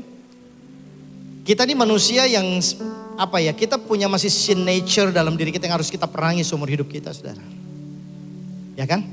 Makanya kan kita bilang kita butuh kuasa, saya setuju. Kita butuh power dari Tuhan, ini harus, saudara. Karena Tuhan berikan kepada kita kuasa itu. Kenapa kita gak pakai? Nah, kadang-kadang kita terima kuasa, tapi kita gak pakai untuk melakukan apa yang Tuhan perintahkan. Ini problem yang paling klasik, saudara. Kuasa, otoritas yang Tuhan berikan, bahkan keselamatan yang Tuhan nyatakan buat kita pakai untuk mencari kemuliaan bagi diri kita sendiri. Ini udah salah besar. Perempuan ini disembuhkan Tuhan. Gereja Tuhan harus mengalami kesembuhan di dalam roh kita untuk kita mengerti. What is the meaning of salvation? Orang bilang begini, Tuhan Yesus adalah juru selamat kita. Amin. Arti daripada keselamatan itu bukan hanya begini loh, saudara. Satu kali saudara mati, ada tahta putih besar, kemudian akhirnya Tuhan kenalin kita sebagai hamba yang baik dan setia, betul? Kemudian kita masuk di dalam kebahagiaan Tuhan kita, dan kemudian kita masuk ke sorga yang kekal. Mungkin kita pikir itu salvation. Bukan, saudara. Kalau saudara gali dengan baik, arti keselamatan adalah kita dibawa kembali repent, saudara. Kembali ke posisi yang tertinggi. Waktu Tuhan ciptakan saudara dan saya. Waktu Tuhan ciptakan Adam dan Hawa. Serupa dan segambar dengan Tuhan. Itu salvation. Kalau dalam kehidupan kita ngikut Tuhan, saudara, kita hanya sibuk dengan apa yang kita inginkan, saudara. Dan kita gak bisa mencerminkan Kristus melalui kehidupan kita. Bukankah firman Tuhan dalam Matius 7, 21, 23 dan seterusnya sana dikatakan gitu, ada orang datang dengan confidence, dia bilang gini, Tuhan aku udah bernubuat demi namamu. Aku udah menyembuhkan orang sakit demi namamu. Aku sudah lakukan banyak hal demi namamu, demi namamu, demi namamu. Kasihan. Yesus bilang gini, aku gak kenal kamu. Kenapa, saudara? Karena gak ada pribadi Yesus dalam kehidupan kita. Perkataan kita gak sama dengan apa yang Yesus katakan. Cara berpikir kita berbeda dengan apa yang Yesus lakukan. Jadi salvation, keselamatan, pengakuan daripada Tuhan bahwa kamu adalah hamba yang baik dan setia. Itu dibuktikan dengan keserupaan dan kesegambaran kita dengan Kristus sendiri. Kita jadi punya DNA yang sama dengan Kristus. Perempuan ini sembuh. Yesus tanya, siapa yang menyentuh aku? Oke? Di dalam hubungan pribadi kita dengan Tuhan, Bapak Ibu Saudara. Kadang-kadang kita datang itu tidak mengizinkan untuk Tuhan betul-betul touching our heart. Apalagi dengan doa kita. Kita berdoa supaya apa? Supaya Tuhan jawab doa kita. Pernahkah kita berpikir kita datang kepada Tuhan untuk kita menjadi jawaban atas doa Tuhan bagi orang lain yang ada di muka bumi ini? Bukankah kita servant of God? Bukankah kita hamba Tuhan, kita bilang kan? Bukan Tuhan jadi hamba kita kan? Oke? Mari kita bertindak seperti hamba Tuhan yang benar. Saya datang kepada Tuhan dalam doa saya setiap hari. Saya cuma datang gini, Tuhan koreksi hidup saya. Beritahu saya apa yang harus saya lakukan hari ini untuk Tuhan. Saya gak pernah kepo lagi bilang gini, Tuhan ini semua doa buat saya enggak. Saya tahu dia Bapa yang sempurna. Dia Bapa yang mengerti. Dia akan lakukan bagiannya. Saya akan lakukan bagian saya sebagai seorang hamba Kristus. That's all. Very simple. Gak perlu stres, gak perlu depresi. Ngapain? Amin. Bukankah Tuhan sudah berikan kepada kita power? Bukankah Roh Kudus itu bukan di luar kita, tapi dia di dalam kita. Saya suka lagu tadi itu, ya. Roh yang ada di dalam kita lebih besar kan? Hah? Roh terbesar. Mau roh apa lagi, saudara? Next, kita lihat selanjutnya, saudara. Ini menarik cerita ini. 47. Ketika perempuan itu melihat bahwa perbuatannya itu ketahuan, ia datang dengan gemetar, tersungkur di depannya dan menceritakan kepada orang banyak apa sebabnya ia menjamah dia dan bahwa ia seketika itu juga menjadi sembuh. Yesus tanya, dia tahu, dia yang lakukan itu. Dia yang menjamah dengan diam-diam ujung jubah Yesus. Dia nggak layak, dia nggak kosher, dia nggak kudus, saudara. Hari-hari banyak orang berkata begini, kalau kamu dekat sama Tuhan kamu harus buat baik, buat begini semua. Oke, kita harus lakukan itu. Tapi kita mesti tahu, kita lakukan itu karena kita sudah ditebus oleh Tuhan. Amin. Nah, lihat perempuan ini, dia tidak mempedulikan apapun, dia cuma bilang begini, Yesus adalah satu-satunya. Dan kemudian dia ceritakan kepada orang banyak, dia disembuhkan oleh Tuhan. Perempuan ini berasal dari daerah itu. Jadi cerita tentang perempuan ini, saya percaya semua orang sudah tahu. Dan hari itu dia disembuhkan Tuhan. Sempurna, luar biasa. Bukankah cerita ini menjadi bukti bahwa Tuhan yang saudara dan saya sembah ini adalah Tuhan yang hidup. Dia berkuasa dan dia mampu lakukan segala sesuatu. Cuman kita perlu close to Him. Kita gak bisa sentuh ujung jubah itu kalau kita gak dekat dengan Kristus, saudara. Ada berapa banyak orang datang ke gereja tapi hatinya jauh dari Tuhan. Pikirannya jauh dari Kristus. Oke? Hari ini semua kita datang kepada Tuhan dengan kerendahan hati. Sadari bahwa kita butuh Tuhan lebih daripada nafas yang kita hirup setiap waktu, saudara. Maka Tuhan akan fulfill you, akan berikan semua yang terbaik. Anugerahnya yang luar biasa. Bukan kekayaan secara materi, tapi kehidupan Kristus yang berharga ada dalam kehidupan kita. 48. Kita kembali ke tokoh yang berikutnya. Maka katanya kepada perempuan itu, hai anakku, imanmu telah menyelamatkan kau, pergilah dengan selamat. Oke, go, pergi dengan selamat. Nah sekarang kita ketemu lagi cerita Yairus 49. 49 tolong ditampilkan. Ketika Yesus masih berbicara, datanglah seorang dari keluarga kepala rumah ibadat itu dan berkata, anakmu sudah mati. Jangan lagi engkau menyusah-nyusahkan guru. Wow, saudara. Yesus perjalanannya menuju rumah Yairus tertahan karena ada seorang perempuan yang menjamah jubah dia. Tapi dampaknya adalah, kuasanya adalah satu jiwa diselamatkan. Oke, pergilah dengan selamat, kata Yesus. Nah kemudian berita buruk datang dari salah satu keluarga Yairus yang ada di rumah itu dan datang kepada Yairus, didengar oleh Yesus. Gak usah lagi kamu susahkan Yesus untuk datang, guru untuk datang ke rumahmu. Kenapa? Percuma, anakmu sudah mati. Itu final, saudara. Kalau boleh kita katakan seperti petir yang menggelegar di siang hari. Duar Yairus. Saudara lihat apa yang ada di hati Yairus. Kalau saya jadi Yairus, hati saya pasti hancur. Dia datang kepada Yesus, dia merendahkan dirinya, dia bayar semua konsekuensi. Kalau seandainya ketahuan dan lain sebagainya, saudara. Dalam perjalanan tiba-tiba apa yang diharapkan hilang begitu saja. Anaknya sudah mati. Dalam kehidupan ini seringkali ada banyak hal yang membuat pengharapan kita itu sepertinya mati, saudara. Udah, no hope. Tapi kita mesti tahu bahwa Yesus adalah sang pemilik kehidupan. Amin. Sang pemberi kehidupan. Buat dia kematian itu bukan masalah. Oke? Nah, ayat 49, 50. Tetapi Yesus mendengarnya dan berkata kepada Yairus, jangan takut, percaya saja dan anakmu akan selamat. Perempuan pendarahan selamat. Yairus, anaknya mati, struggle hatinya, Yesus bicara sama dia. Sama dengan Yesus bicara melalui firman-Nya setiap hari kepada kita, termasuk hari ini. Amin. Jangan takut. Fear not. Jangan takut, saudara. Anakmu akan selamat. Yang diperlukan oleh Yairus percaya. Nah, saya percaya Yairus betul-betul menaruh semua kepercayaannya kepada Tuhan. Buktinya mereka terus melangkah berjalan. Semakin dekat Yairus dengan rumahnya, saya tahu Ada tangisan yang begitu luar biasa.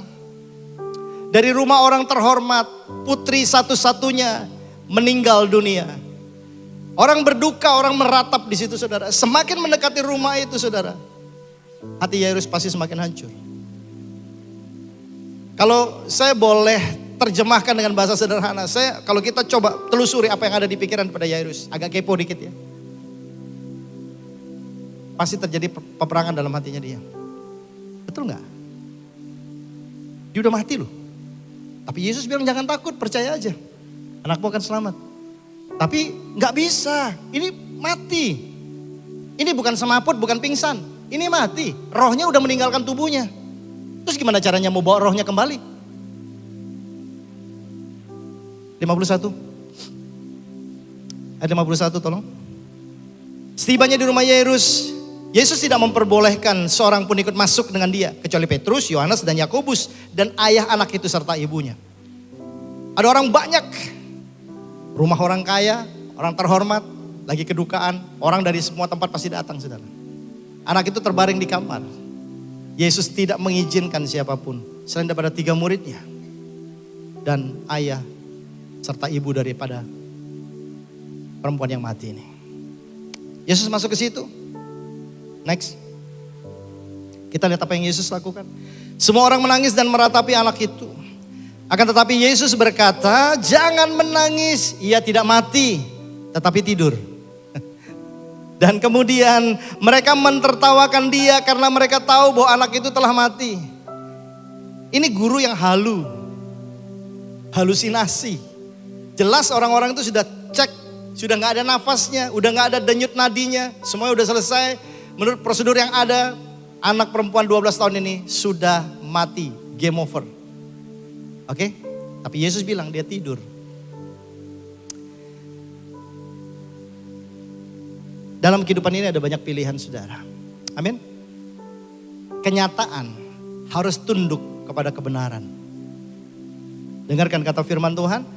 Kenyataan harus tunduk kepada kebenaran. Yesus, dia adalah jalan, kebenaran, dan kehidupan. Jangan lupa. Oke? Dia sedang menunjukkan otoritasnya. Dia sedang menyatakan kuasanya. Dan hari ini pun dia masih tetap bisa menyatakan kuasanya buat kita. Enggak ada yang happy. Ada yang mungkin sudah hubungan suami dengan istri sudah di ujung tanduk, sudah aduh udah gak ada pengharapan, udah tinggal cerai aja, udah tinggal hancur aja semua. Datang pada Yesus dan sanggup pulihkan. Amin. Nah, kita lihat di sini ayat 54 saudara. Lalu Yesus memegang tangan anak itu dan berseru katanya, "Hai anak, bangunlah." Ayat 55. Baca sama-sama 1 2 3. Maka kembalilah roh anak itu dan seketika itu juga ia bangkit berdiri. Lalu Yesus menyuruh mereka memberi anak itu makan. Saudara, berarti benar-benar mati anak itu. Betul ya? Loh, anak itu mati apa tidur? Orang pada kemana semua ya? Lagi pada ngeronda ya?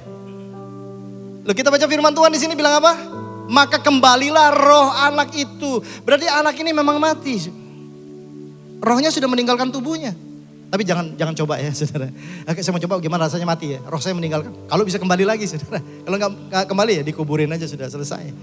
Ya kan? Tapi kita jangan buru-buru mati. Masih banyak pekerjaan Tuhan yang harus kita kerjakan untuk mempermuliakan Dia. Amin. Berikan tepuk tangan buat Tuhan kita saudara. Dan luar biasa saudara. Yesus demonstrasikan kuasanya. Dia pegang anak ini. Ada waktunya di mana kita mesti berinisiatif. Betul, seperti perempuan sakit pendarahan. Ada waktunya di mana Tuhan, dia datang. Dan dia yang pegang kita. Dia berikan kita kehidupan dan kesempatan. Saya orang itu saudara. Kalau saya nggak kenal Kristus, dari dulu saya sudah mati saudara. Berapa kali pernah hampir kecelakaan pesawat. Naik kapal laut, kapalnya sudah hampir tenggelam, dihantam badai saudara. Saya pernah berkelahi saudara, mau ditusuk dari belakang dengan taji yang ada racunnya saudara. Kalau saya mau kalkulasi seluruh kehidupan saya ini saudara, ada banyak sebenarnya waktu di mana saya nggak ada lagi di sini saudara.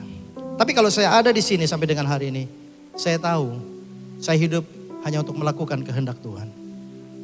Bagaimana dengan kita semua? Gak ada segala sesuatu yang kebetulan dalam kehidupan ini. Jadi shake yourself hari ini. Goncangkan dirimu sendiri. Ya, jangan ada yang di comfort zone. Amin. Nah, kalau ada yang mati hari ini, mungkin imanmu mati, pengharapanmu mati, atau mungkin kau melihat bahwa enggak ada lagi segala sesuatu yang aku inginkan dalam kehidupan.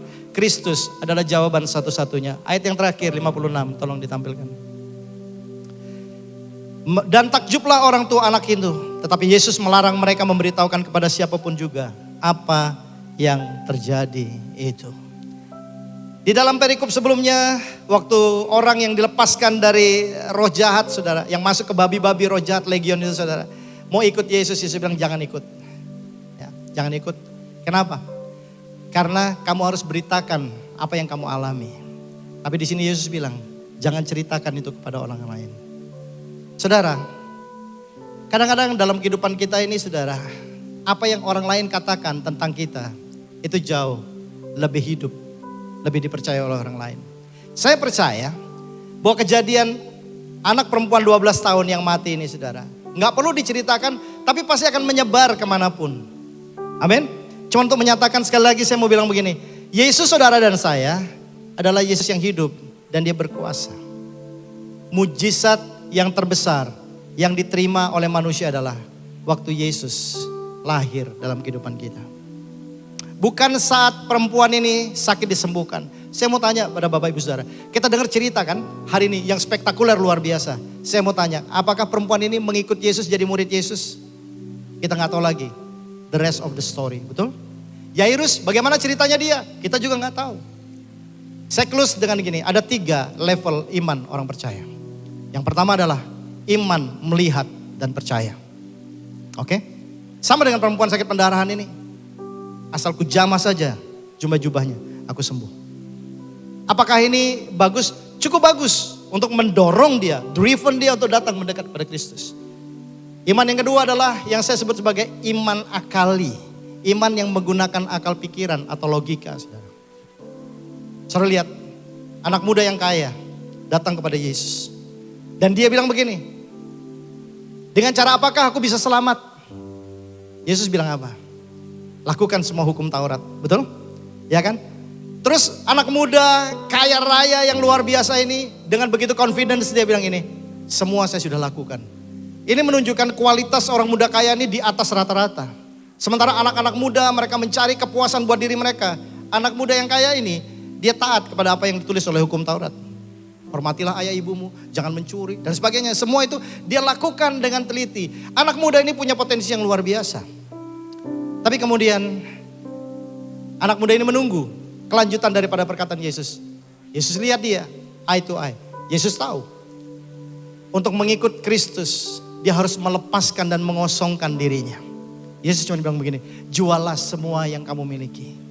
Taruhlah di deposito. Ada ayatnya kayak gitu? Nggak ada, saudara. Ya kan kita kalau pikir gini, Tuhan bilang begini, jual hartamu ya. Pastor Richard, jual semua hartamu ya. Kamu simpan di bank untuk cadangan? Oh still okay. Oke ya, oke, nggak ada masalah kan? Karena itu masih tetap belong to me, betul? Tapi Tuhan Yesus bilang begini, berikan semuanya itu kepada orang miskin. Dia lepaskan semuanya. Tapi dia fail, dia gagal. Firman Tuhan bilang, dia pergi dengan sedih. Ada banyak orang Kristen dengan iman akali seperti ini. Selama Tuhan sejalan dengan pikiran saya, I follow you. Tapi kalau Tuhan gak sesuai dengan pemikiran saya, sorry to say, saya masih mampu untuk berpikir dengan kekuatan saya sendiri. Tunggu waktunya saudara, kehancuran akan datang buat orang-orang yang mengandalkan kekuatannya sendiri. Thank you Brother Teguh, saksiannya. Mengandalkan Tuhan. Itu kingdom culture dalam kehidupan kita. Amin. Bukan hanya kingdom lifestyle, but this is culture. Kita harus bangun ini, Bapak Ibu Saudara. Dan yang ketiga adalah iman Yesus Kristus sempurna. Bukan kehendakku yang jadi Bapa, tapi kehendakmu yang jadi. Keren saudara. Dia mati disalibkan. Ditelanjangi saudara. Dia lakukan itu karena dia mengasihi saudara dan saya. Amin. Sekarang pertanyaannya gini. Kalau Tuhan begitu mengasihi kita, apa yang kita bisa persembahkan buat Tuhan? Udah berhenti. Ikut Tuhan cari sesuatu. Kita ikut Tuhan untuk membagi sesuatu. Karena Kristus bukan di luar kita. Dia ada di dalam kita. Kita gak cari kekayaan apapun. Amin. Kita ini orang yang paling kaya di dunia. Karena sumber kekayaan itu ada dalam kehidupan setiap kita. Saya cuma mau kirim satu pesan yang saya ajarkan kepada jemaat di mana saya layanin. Kita gak lagi hidup dengan prosperity gospel. Ikut Tuhan hanya ingin mendapatkan kekayaan, diberkati dan sebagainya, saudara. Kita akan jadi terkutuk kalau berkat yang Tuhan berikan itu kita kelola dengan cara yang salah. Amin. Tapi kita punya Yesus, apalagi yang kurang? Amin. Apalagi yang kurang? Kenapa engkau khawatir? Kenapa engkau gentar? Kenapa engkau masih mengejar segala sesuatu yang Tuhan tidak suruh untuk engkau kejar? Kekristenan itu sederhana sekali. Hidup seperti bagaimana Kristus hidup. Berpikir seperti bagaimana Kristus berpikir. Saya masih jauh dari itu, saudara. Tapi saya belajar. Waktu saya menghadapi semua situasi yang sulit atau situasi yang menyenangkan dalam kehidupan saya cuma saya bilang gini, Tuhan, jangan sampai hal ini menjadi jebakan buat saya. Sehingga hati saya condong kepada hal-hal seperti ini. Dan kemudian saya kehilangan Engkau dalam kehidupan saya. Hari ini sumber mujizat itu ada dalam kehidupan kita. Amin. Namanya adalah Yesus Kristus Tuhan. Bagi Dia segala pujian, hormat, syukur kita. Dan catat baik-baik, Tuhan tidak pernah terlambat. Never too late, saudara. Kita doa, Tuhan belum jawab. Cool, tenang. Bukan kita yang atur Tuhan. Tuhan yang atur kita. Amin. Saya tundukkan, ada banyak hal yang saya bilang, Tuhan harusnya begini, harusnya. Tapi saya bilang gini, Tuhan ingatkan gini. Yang Tuhan itu aku atau kamu? Mesti tahu diri. Amin. Ya, orang Kristen mesti tahu diri. Coba bilang kiri kananmu, tahu diri ya. Kadang-kadang orang Kristen itu sudah berusaha jadi Tuhan buat dirinya. Makanya kenapa dia stres, dia frustrasi. Saya berdoa demi kemurahan Tuhan hari ini. Kita semua dipulihkan oleh Tuhan. Amin. Apapun yang ada di hati kita secure dengan Tuhan. Kita aman. Tuhan gak jawab, it's okay. Selama Roh Kudus tetap pimpin hidup setiap kita. Jawabannya pasti akan datang dalam kehidupan kita. Dan semuanya untuk kemuliaan nama Tuhan. Mari kita bangkit berdiri semua. Kita mau bersyukur kepada Tuhan. Kuasa-Mu terlebih besar, Tuhanku terlebih besar. Tak pernah terlambat janji-Mu ya Tuhan, menolong hidupku. Kuasa-Mu terlebih besar, Tuhanku terlebih besar. Tak pernah terlambat. Terus andalkan Dia, berharap, lakukan yang terbaik. Pulihkan hidupku. Sama-sama dari depan, hanya Kau.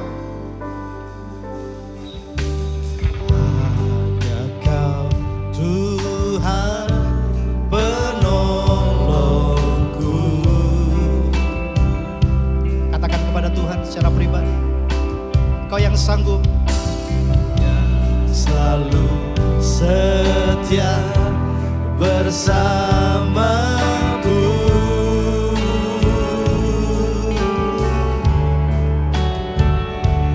Kasih-Mu yang sanggup mengubah kehidupanku. Sungguh ku percaya, sungguh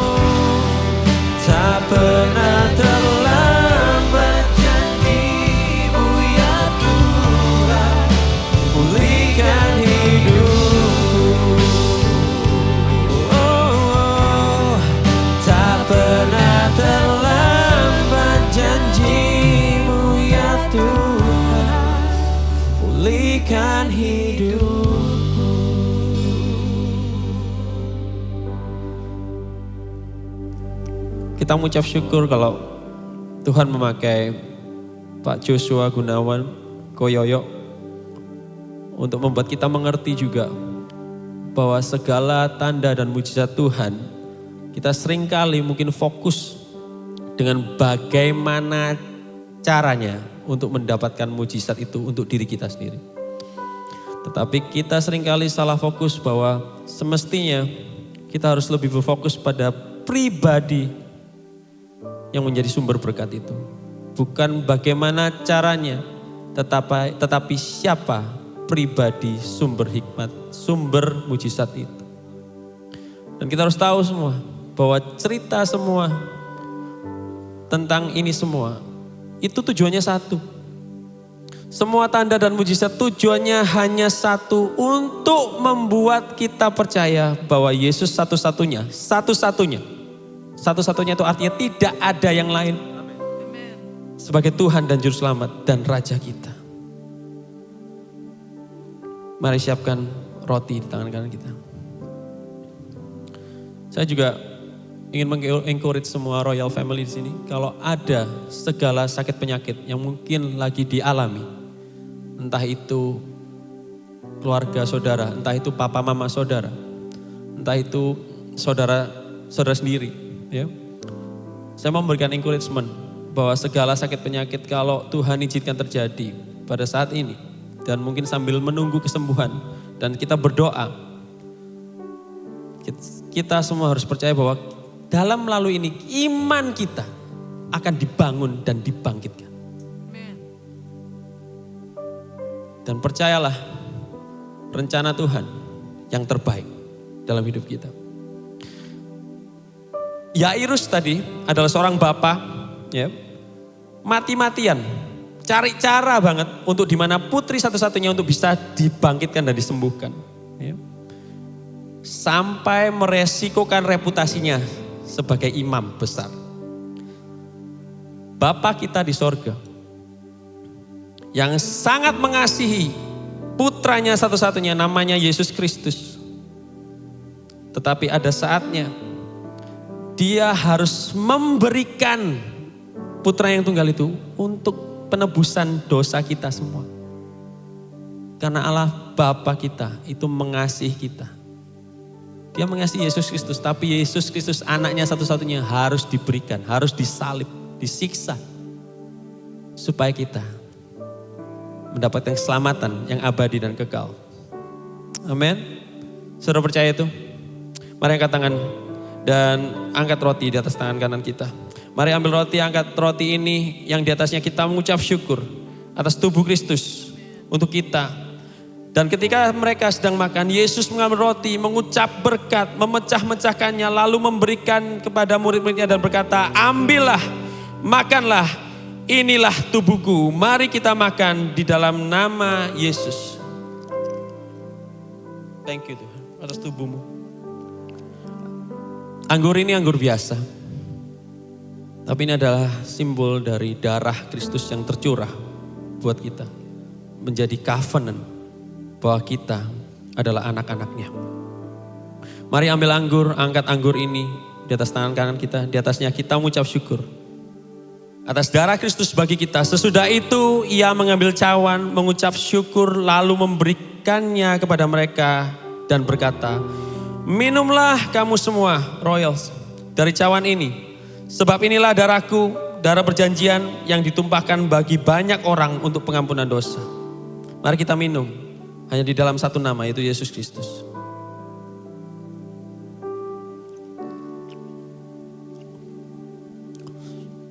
Sebelum saya berdoa untuk doa berkat dan menutup ibadah ini, boleh saya panggil tadi Bapak yang memperagakan sesuatu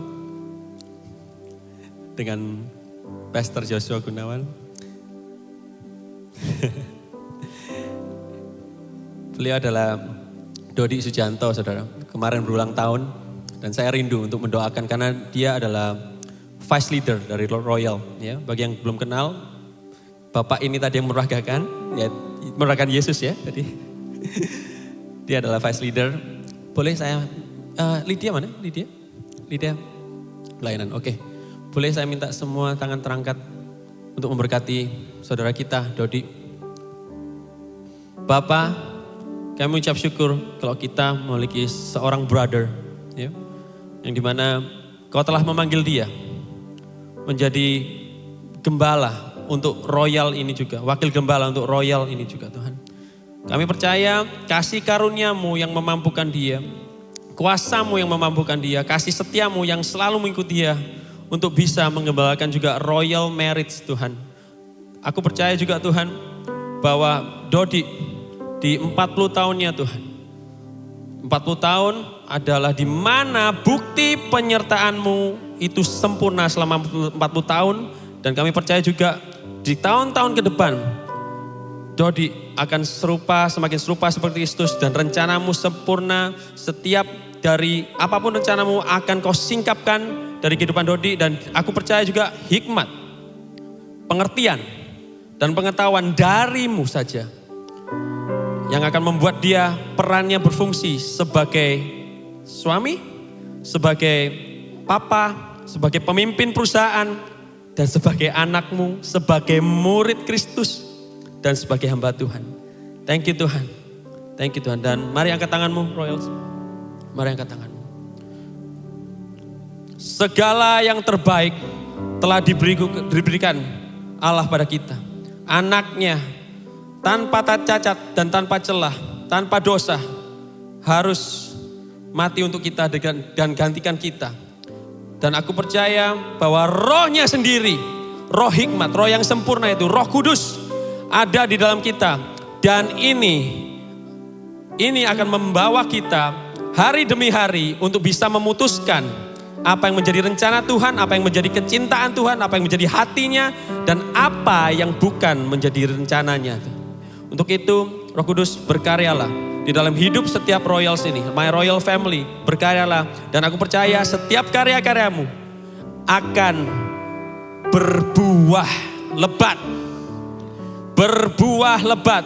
Hanya di dalam Tuhan kita dapat berbuah. Dan biarlah kehidupan ini bukan kita sebagai senternya, tetapi Kristus di dalam kita sebagai senternya. In Jesus name, diberkatilah engkau. Di dalam nama Tuhan Yesus, semua Royal Family katakan, amin.